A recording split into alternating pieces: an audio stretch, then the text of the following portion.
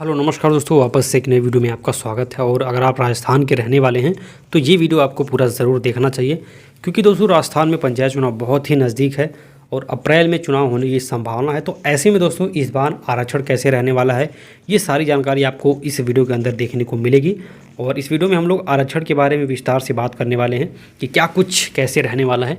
तो आप स्क्रीन पर देख पा रहे होंगे राजस्थान पंचायत चुनाव 2026 इस बार कैसे रहेगा आरक्षण, सारी जानकारी विस्तार से। दोस्तों राजस्थान में जो पंचायती राज चुनाव है 2026, उसके लिए जो चुनावी तैयारी है वो अंतिम चरण में है। और आरक्षण व्यवस्था इस बार की चुनाव प्रक्रिया का एक तरीके से सबसे महत्वपूर्ण हिस्सा है, क्योंकि दोस्तों इससे तय हो जाता है कि कौन सी सीट किस श्रेणी में, जैसे महिला में, अनुसूचित जाति, एससी, अनुसूचित जनजाति, पिछड़ा वर्ग, ओबीसी के उम्मीदवारों के लिए एक तरीके से आरक्षित होगी। और हम लोग विस्तार से समझने वाले हैं कि इस बार आरक्षण कैसे रहने वाला है, क्या नियम लागू होंगे और इसका असर क्या होगा। दोस्तों बात करें अगर पंचायती राज में आरक्षण का जो एक तरीके से कानूनी अधिकार है, तो भारत के संविधान के 73वें संशोधन में के पंचायतों में पदों और सीटों के लिए एक तरीके से आरक्षण अनिवार्य किया गया है, जिसके अनुसार एससी, एसटी और बैकवर्ड क्लास के जो भी लोग हैं ओबीसी, उनके लिए आरक्षण उनकी जनसंख्या के अनुपात अनुसार रखा जाता है। और चुनाव में दोस्तों महिलाओं के लिए सीटों का न्यूनतम आरक्षण भी सुनिश्चित है। राजस्थान में जो आरक्षण है राजस्थान पंचायती राज निर्वाचन नियम 1994 तथा उससे जुड़े नियमों और अधिनियमों के अनुसार होता है। इसे दोस्तों इसमें यह भी नियम है कि आरक्षण जो लॉट हुआ है उसके द्वारा अलग अलग वार्ड और स्लेट पर घुमाया जाता है, ताकि पिछले चुनाव में आरक्षित सीट अब समान हो जाए और नए चुनाव में किसी और को एक तरीके से अवसर मिले। आरक्षण की अगर हम लोग बात करें तो राजस्थान में पंचायत चुनाव में महिलाओं के लिए जो आरक्षण है वो 50% तक मिलने वाला है। यानी कि गांव में जितनी भी सीटें हैं किसी भी ग्राम पंचायत में, उसमें से 50% सीटों पे जो हक होगा, वो अधिकार होगा, वो महिलाओं का होगा। सबसे बड़ा बदलाव ये है कि राजस्थान में पंचायत चुनाव 2026 में करीब 50% जो सीटें हैं महिलाओं के लिए आरक्षित रहेंगी। और ये जो आरक्षण नियम है दोस्तों पारंपरिक 1/3 से बढ़कर के 50% तक लागू किया जा रहा है इस बार। इसका मतलब है कि ग्राम पंचायत के पंच और सदस्य से लेकर के सरपंच, उप सरपंच, पंचायत समिति सदस्य, जिला परिषद सदस्य तक कुल मिलाकर के लगभग आधी जो सीटें हैं वो महिलाओं को आरक्षित की जाएंगी। और इनमें एससी, एसटी महिला उम्मीदवारों के लिए अलग से आरक्षण श्रेणी भी शामिल है। इस 50% महिला आरक्षण का दोस्तों उद्देश्य यह है सुनिश्चित करना है कि महिलाओं की जो भागीदारी है पंचायत स्तर से बहुत अधिक बढ़े और गांव-गांव में जो महिलाएं हैं वो निर्णायक भूमिका निभा सकें।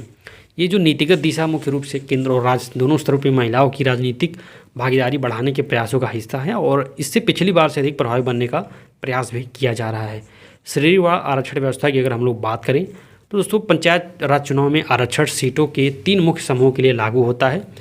पहला अनुसूचित एससी और अनुसूचित जनजाति यानी कि एसटी, अनुसूचित जाति और अनुसूचित जनजाति के लिए। तो एससी एसटी आबादी वाले इलाकों में सीटों का जो आरक्षण है वो एससी एसटी उम्मीदवारों के लिए दोस्तों जनसंख्या के अनुपात के हिसाब से एक तरीके से रखा जाता है। यदि किसी वार्ड में एससी एसटी की आबादी पर्याप्त है तो वहाँ पे वो जो सीट है वो एससी एसटी के लिए एक तरीके से आरक्षित रहने वाली है। इस बार एससी एसटी के लिए आरक्षित सीटों में से महिलाओं को भी आरक्षित हिस्सा मिला हुआ है। और दूसरे नंबर की बात करें तो वो है पिछड़ा वर्ग ओबीसी अन्य पिछड़ा वर्ग के लिए पंचायत सीटों का जो आरक्षण है वो निर्धारित होता है। लेकिन ये जो एससी एसटी के बाद उपलब्ध बची सीटों में से लॉट प्रक्रिया से एक तरीके से तय होता है। राज्य निर्वाचन आयोग तथा ओबीसी आयोग की रिपोर्ट के आधार पर ओबीसी सीटों का आरक्षण तय किया जाना है। हालांकि दोस्तों इस बार ओबीसी आरक्षण सर्वे एवं रिपोर्ट में देरी की वजह से ये जो प्रक्रिया वो प्रभावित हो गई है। उसके बाद आता है सामान्य या खुली श्रेणी। उपरोक्त आरक्षित श्रेणियों में दोस्तों ये जो आने वाली सीटों को सामान्य बोला जाता है, ओपन या जनरल बोला जाता है, और जहाँ किसी भी उम्मीदवार महिला या पुरुष के लिए भागीदारी खुली रहती है। ठीक है, अब महिलाओं के लिए आरक्षण एक तरीके से क्यों है, महिलाओं के लिए जो आरक्षण है वो सिर्फ सीटों तक सीमित नहीं रहने वाला है, बल्कि सरपंच और प्रधान पदों में भी महिलाओं को आरक्षित अवसर दिया जाता है।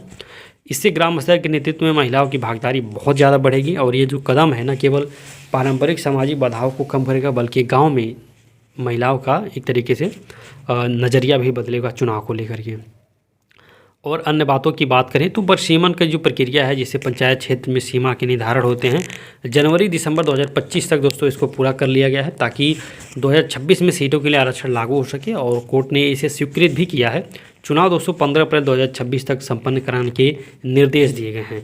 2 बच्चे के नियम की अगर हम लोग बात करें जो पहले पंचायत चुनाव में लागू था, उसको हटाने की भी तैयारी है, जिससे अधिक प्रतिनिधियों के चुनाव लड़ने के अवसर मिलेंगे। हालांकि दोस्तों ये जो नियम है पंचायत के आरक्षण से अलग है। आरक्षण सूची, वोटर लिस्ट और अंतिम सीटें राज्य निर्वाचन आयोग की सूचना के बाद अंतिम रूप से घोषित होंगी, जो चुनाव से कुछ सप्ताह पहले जारी कर दिया जाएगा। तो अब बात करें निष्कर्ष की, तो 2026 में जो चुनाव में लगभग जो आधी सीटें हैं वो महिलाओं के लिए आरक्षित रहेंगी। SC ST और OBC श्रेणियों के लिए दोस्तों आरक्षण जो है वो उनकी जनसंख्या अनुपात और नियम के अनुसार होगा। आरक्षण की एक तरीके से जो घुमाव प्रक्रिया है, रोटेशन सिस्टम, ये सुनिश्चित करेगा कि अलग अलग सीटों पर अलग अलग समूहों को एक तरीके से अवसर मिले। अंतिम आरक्षण लिस्ट निर्वाचन आयोग द्वारा चुनाव से पहले जारी होगी। कोर्ट और आयोग ने चुनावी टाइमलाइन तय कर दी है, जिससे दोस्तों 15 अप्रैल 2026 तक चुनाव पूर्ण हो जाएंगे। तो कहने का मतलब है लगभग सारी चीज़ें क्लियर हो चुकी हैं। चुनाव 15 अप्रैल तक होना है, तो लगभग 2 से ढाई महीने का समय है, आपको अपनी तैयारी स्टार्ट कर देनी चाहिए। और यही भी अगर आप जानना चाहें कि आपके ग्राम सभा के अंदर आपकी पंचायत में कौन कौन से काम हुए हैं, कितनी योजनाएं आई हैं, सरपंच के द्वारा 15वें वित्त में कितने रोड का निर्माण किया गया, कितने खड़ंजे का निर्माण हुआ, कहाँ पे सोलर पैनल लगा हुआ है, ओवरऑल गांव में कितने पैसे खर्च हुए हैं, किस किस योजना में खर्च हुए हैं, तो आप सारी जानकारी हमारे माध्यम से ले सकते हैं। स्क्रीन पे आपको नंबर दिख रहा होगा, इस पर आप कॉन्टैक्ट करिए, आपको ये सारी जानकारी मिल जाएगी। तो वीडियो के अंदर इतना ही, मिलते हैं नेक्स्ट वीडियो में, तब तक के लिए टाटा बाय बाय।